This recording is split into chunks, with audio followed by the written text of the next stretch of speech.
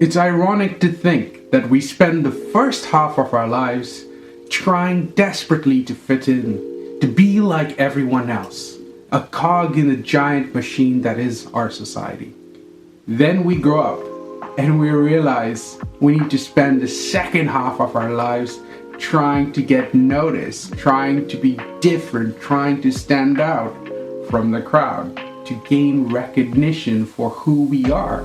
It would save us so much time if we just accepted what was weird and different about us when we were younger.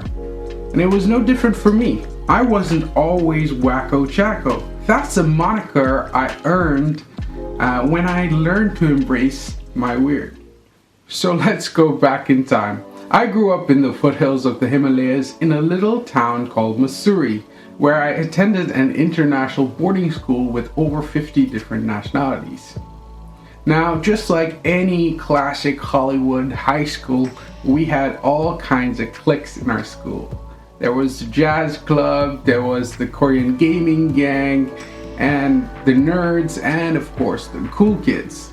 And because I'm a 90s kid, hip hop was the hype at the time. It was the scene and everybody cool was into it. Me being from a missionary family, growing up in a little village prior to that, I had no exposure to it. But seeing all the cool kids, I wanted to be a part of that. I wanted to belong. And so, because of my darker complexion and because of the encouragement of the cool kids, I took to shaving my head, stealing my dad's t-shirts, and putting on a bandana like Tupac. Strange times. But this is something that we all go through. We're all trying to belong. We're all trying to be a part of something. We want to feel like we're part of a community, a family, and this is ingrained in us. Anyway, so even though I preferred rock and roll and jazz and that sort of music, I dressed hip hop and I tried to emulate these rappers and I tried to be like all the other cool kids.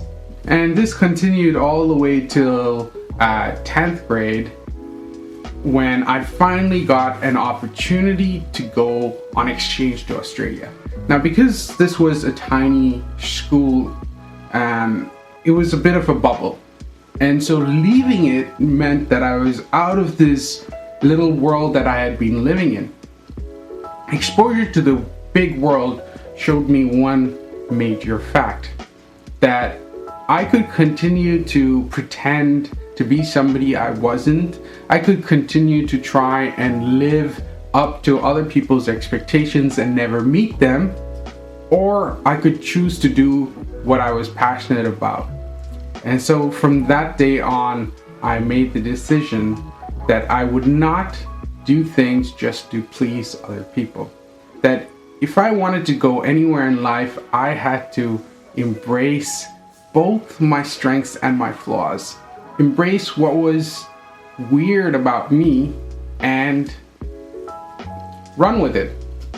And so when I came back to high school in the 11th grade, I was wearing all these quirky clothes. I had like t-shirts with waistcoats and funny hats and all kinds of funky clothes. And of course, because of that, I earned the moniker Wacko Jacko. Now, most of my school might have gone a lot more satisfying or a lot happier had I made that realization a lot sooner. The same goes for you. Embracing what's weird about you allows you to tap into your unique story. It allows you to pursue that personality that is unique to you. I want to leave you with a quote from James Victory in his book, Perfection.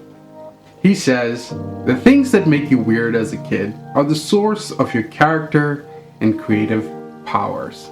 So be you, be true, and go out there and find your weird." Thanks for watching!